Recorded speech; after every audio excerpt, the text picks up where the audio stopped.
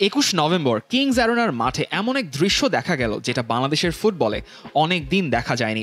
ঘরের মাঠে বাংলাদেশ শেষ কবে সাদা জার্সি পরে মাঠে নেমেছিল সেটা মনে করার জন্য আপনাকে ফিরে যেতে হবে ইতিহাসের পাতা উল্টে অনেক পেছনে।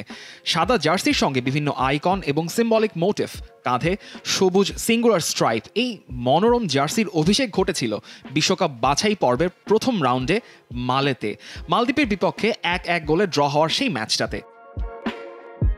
ফিরতি রাউন্ডে কিংস অ্যারেনায় মালদ্বীপকে হারানোর পর অস্ট্রেলিয়ার বিপক্ষে বিশ্বকাপ বাছাইয়ের দ্বিতীয় রাউন্ডের প্রথম ম্যাচে মেলবোর্নে সেই সাদা জার্সিটাই পরে মাঠে নামে বাংলাদেশ। কিন্তু লেবাননের সঙ্গে হোম গ্রাউন্ডে সেই সাদা জার্সিটাই বা কেন? সাদা রং ছাড়াও বাংলাদেশের জার্সিতে রঙের বৈচিত্র্যের তাৎপর্যের জন্য আপনাকে একটু কষ্ট করে ফিরে যেতে হবে ইতিহাসের অলিগলিতে। তবে ভয় নেই, আপনার গাইড হিসেবে থাকবেন প্রথম আলো স্পোর্টসের জ্যেষ্ঠ সহসম্পাদক নাইর ইকবাল। 2019 সালে তিনি বাংলাদেশের জার্সির ইতিহাস নিয়ে লিখেছেন বিশেষ একটি ফিচার, যেটি পেয়ে যাবেন আমাদের ডেসক্রিপশন থেকে। তিনি আপনাকে শোনাবেন বাংলাদেশ ফুটবল দলের সঙ্গে সাদা জার্সির অতীত বর্তমানের সম্পর্ক। আপনার সাদা রঙের জার্সিটা মোটেও নতুন কিছু না বাংলাদেশ জাতীয় দলের ক্ষেত্রে। এটা অতীতে অনেকবার বাংলাদেশ জাতীয় দল সাদা রঙের জার্সি পরেছে। বাংলাদেশ জাতীয় ফুটবল দল কিন্তু একসময় প্রচুর ম্যাচে সাদা রঙের জার্সি পরে মাঠে নেমেছে, বিশেষ করে 70, 80 এবং 90-এর দশক। এই 3 দশক বাংলাদেশের জাতীয় দলের প্রধান জার্সি আমি বলবো ছিল সাদা। সাদার মধ্যে লাল সবুজের ডিজাইন থাকতো, বর্ডার থাকতো, ইত্যাদি থাকতো। বাট সাদা রঙের জার্সিটাকে কিন্তু বাংলাদেশ প্রধান জার্সি হিসেবে বেছে নিয়েছে। সবচেয়ে চমকপ্রদ ব্যাপার হলো 1971 সালে মহান মুক্তিযুদ্ধে অংশগ্রহণকারী স্বাধীন বাংলা ফুটবল দলের জার্সির রং ছিল গোলাপি রঙের। গোলাপি রঙের সেই জার্সি স্বাধীন বাংলা ফুটবল দল ধরে রেখেছিল পুরো 70 দশক জুড়েই। 80-এর দশকে বাংলাদেশ প্রবেশ করলো 2 রং ও নকশার জার্সিতে। বাংলাদেশ এখন পর্যন্ত একবারই এশিয়ান কাপের চূড়ান্ত পর্বে খেলার যোগ্যতা অর্জন করেছিল, সেটা 1980 সালে কুয়েতে অনুষ্ঠিত এশিয়ান কাপে বাংলাদেশ পরেছিল সাদা রঙের জার্সি। তবে সেটা ছিল বাংলাদেশের সেকেন্ড জার্সি, মূল জার্সির রং ছিল তখন কমলা। বাংলাদেশ কিন্তু একসময় কমলা রঙের জার্সিও পরেছে, এটা 80-90-এর দশকে দেখা গেছে কমলা রঙের জার্সি। বাংলাদেশের জার্সিতে পরবর্তী প্রায় 25 বছর রাজত্ব করেছে লাল, সাদা এবং কমলা রং। মাঝে মাঝে পরিবর্তনও কিছু এসেছে। 82-এর দিল্লি এশিয়ান গেমসে কমলা রঙের জার্সি আর এমব্রয়েড করা বাংলাদেশ ফুটবল ফেডারেশনের লোগো দেখা গিয়েছিল। 85 বিশ্বকাপের বাছাই পর্বে বাংলাদেশের জার্সি হলো লাল আর ছিল সাদাও।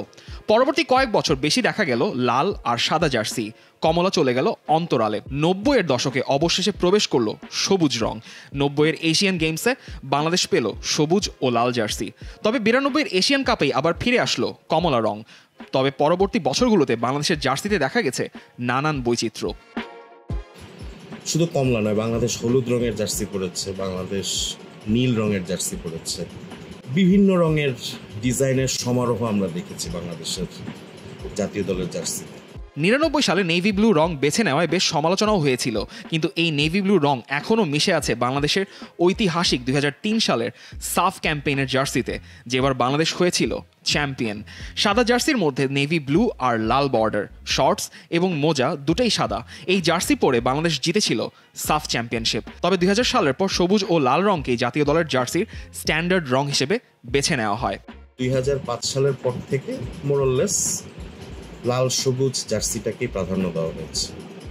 হোম জার্সি হিসেবে সবুজ রঙের জার্সি, অ্যাওয়ে জার্সি হিসেবে লাল রঙের জার্সি, এভাবে আমরা দেখে এসেছি। তবে সেদিন লেবাননের সঙ্গে বাংলাদেশ ঘরের মাঠে কেন সাদা জার্সি বেছে নিল সে নিয়ে অনেকেই প্রশ্ন তুলেছেন, ধারণা করছেন তবে কি এটাই বাংলাদেশের নতুন হোম জার্সি, নাকি শুধুই সেদিনের জন্য ব্যতিক্রম। একটা আন্তর্জাতিক ম্যাচে কোন দল কি রঙের জার্সি পরে মাঠে নামবে এটা সাধারণত ঠিক হয় ম্যাচের আগের দিন। ম্যাচ কমিশনারের সঙ্গে একটা মিটিং হয়, সেই মিটিংয়েই নাকি বাংলাদেশ জাতীয় দলের চয়েসই ছিল সাদা রঙের জার্সি। এটা অনেক ধরনের কারণ হতে পারে, কমফোর্টের বিষয় হতে পারে। 2 সেট জার্সির মধ্যে সাদা জার্সিটাই পরে খেলতে বাংলাদেশের ফুটবলাররা বেশি স্বাচ্ছন্দ্য বোধ করেছেন এর আগের ম্যাচে, এমনও হতে পারে। আবার অনেক সময় কিছু কুসংস্কার, আমি কুসংস্কার বলবো না, কিছু সংস্কার বলাটাই ভালো।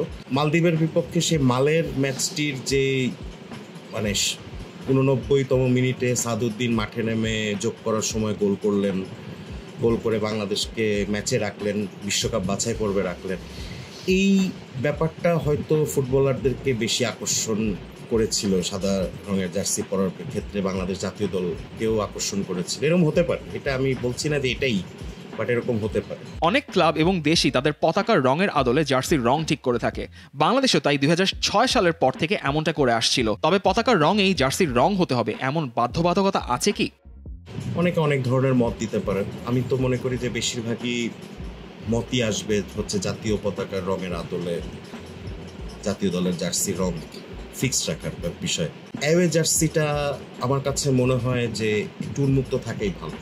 এই যুগে আপনার জার্সির বিভিন্ন ধরনের ডিজাইন আমরা দেখি, সেটা জাতীয় দল বলেন বা ক্লাব দলগুলো বলেন। ধরেন রিয়াল মাদ্রিদের জার্সি হচ্ছে সাদা, এটা একটা ঐতিহাসিক রং, কিন্তু অ্যাওয়ে জার্সির ক্ষেত্রে নানা ধরনের রং তারা ব্যবহার করে, কখনো বেগুনি করে, কমলা, নীল, নীল করে।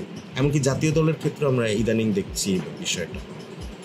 আপনার একটা নির্দিষ্ট হোম জার্সির কালার ফিক্সড রেখে তারা কিন্তু অ্যাওয়ে জার্সি নিয়ে নানা ধরনের এক্সপেরিমেন্ট করে।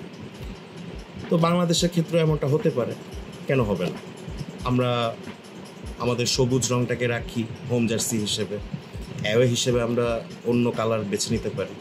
সাদা একটা চমৎকার কালার, দারুণ কালার, এবং সাদার একটা বাংলাদেশের ফুটবল দলের সঙ্গে একটা ঐতিহাসিক মেলবন্ধন আছে। এতে কোনো সমস্যা হওয়া উচিত বলে আমি মনে করি না। জার্সির রং যেমনই হোক না কেন, বাংলাদেশের মাঠের পারফরমেন্সে এই বছর কাটিয়েছে দারুণ একটা সময়। সাদা, লাল, কমলা, সবুজ যে জার্সি বাংলাদেশ বেছে নিক না কেন, ফুটবলের ভক্তরা সে রং ধারণ করেই বাংলাদেশ ফুটবল দলকে সমর্থন দিতে যাবেন। শুধু তাদের প্রত্যাশা, বিশ্বনাথ, সোহেল, মোরসালিন, রাকিব, জামাল, ইসা, রবিউল, মিতুলরা সে বিশ্বাসের প্রতিদান তাদের দেবেন। শরীফুল হক, ডেস্ক রিপোর্ট।